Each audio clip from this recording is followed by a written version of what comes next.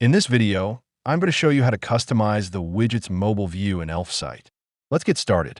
To adjust the mobile view of your widget, go to your Elfsight dashboard and open the widget you want to edit.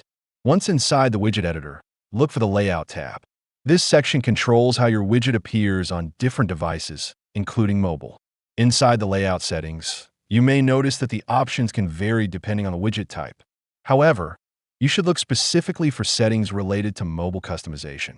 These usually include options like position on mobile and swipe to close on mobile.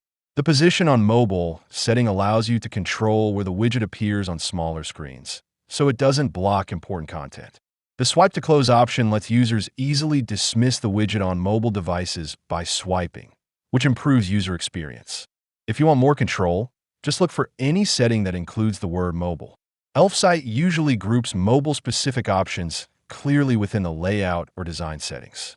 Once you've made all your adjustments, click Publish to apply the changes. After publishing, your updated mobile settings will immediately go live on your website. If you want to support our channel, feel free to use our affiliate link in the description below. Thanks for watching, and I will see you in my next video.